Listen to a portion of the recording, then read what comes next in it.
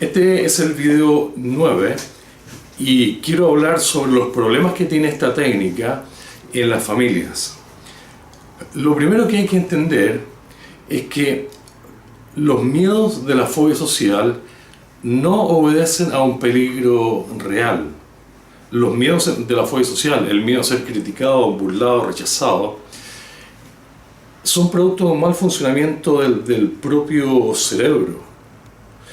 No tienen un fundamento real, no obedecen a un peligro real. Pero en la familia sí que hay peligros reales. En la familia sí que hay miedos que tienen un fundamento real. Muchas veces hay, especialmente en la familia de personas con fobia social, existe mucha disfunción.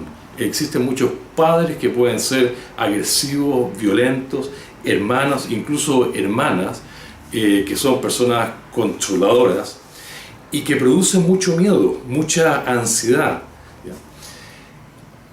La fobia social no se manifiesta en familiares de primer grado, como padres, hermanos y hermanas, pero a veces sí, cuando son personas agresivas, sí que producen fobia social.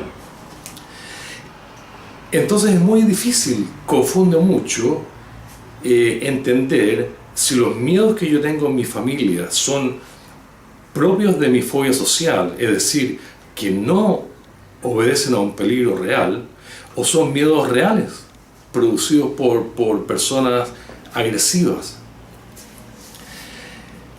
Evidentemente que esta técnica no va a solucionar los problemas de fondo, los problemas familiares. Esta técnica no va a cambiar a un padre agresivo, a una hermana controladora, que me produce mucho miedo, un miedo real, justificado, pero sí que me va a ayudar a salir de la sumisión profunda, de la intimidación y del miedo paralizante que eso me produce por el mismo hecho de ser una persona con fobia social. Entonces, esta técnica me va a ayudar mucho a salir de la intimidación, a salir de la sumisión, aunque no me va a resolver, evidentemente, los problemas de fondo, ¿ya? Entender estas cosas ayuda mucho. Entonces, en familias donde hay personas agresivas, manipuladoras, que me producen mucho miedo, y yo no sé si ese miedo es producto de mi fobia social o es un miedo justificado, esta técnica funciona exactamente igual. Con familias donde existe un peligro real, es decir, donde el miedo puede ser justificado, hay que doblegar los esfuerzos, hay que dedicarle más tiempo, va a tomar más tiempo, va a tomar más esfuerzo, pero el resultado se va a lograr, ¿ya? El resultado se va a lograr. Hay que poner cuidado de no volverse agresivo y pretender resolver todo ahora ya. Esto toma tiempo, es un proceso, ¿ya? Aún así, quiero mencionar un par de precauciones. La primera es que cuando yo practico la agresividad, hay que tener cuidado de no confundirlo con una descarga de odio, de rabia sumisa. Si yo digo, por ejemplo, ¿cómo me gustaría que te mueras, imbécil, y que te vayas al infierno y no verte nunca más? Es una descarga de ira, de rabia, pero es una forma sumisa de descargar rabia. Yo no estoy siendo agresivo, yo estoy siendo sumiso. Es un deseo. Yo desearía que te murieras y no verte nunca más. Eso es muy diferente a imaginarse que yo le digo a alguien, cállate y ándate. ¿Me escuchaste? Sordo mierda, ándate. Esa es una actitud de agresividad. Aquí yo estoy confrontando, me estoy atreviendo a romper la sumisión, a salir de la intimidación, y eso sí que funciona, tiene un efecto fuerte. Las personas, las personas sumisas cada cierto tiempo estallan en agresividad, porque van acumulando tensión y cada cierto tiempo estallan.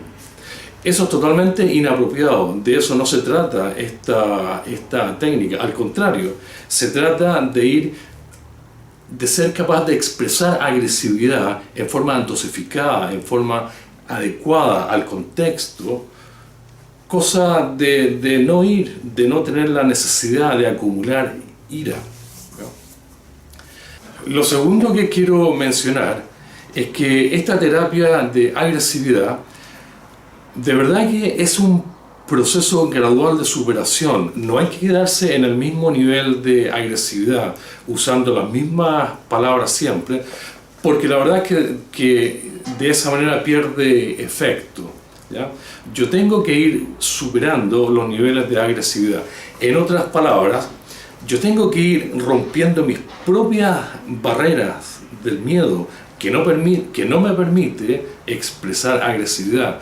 Tengo que ir atreviéndome cada vez más a confrontar personas, a enfrentarlas, a salir de la intimidación, a atreverme a decirle algo que jamás un fóbico social jamás pensaría que se hubiera atrevido a decirlo.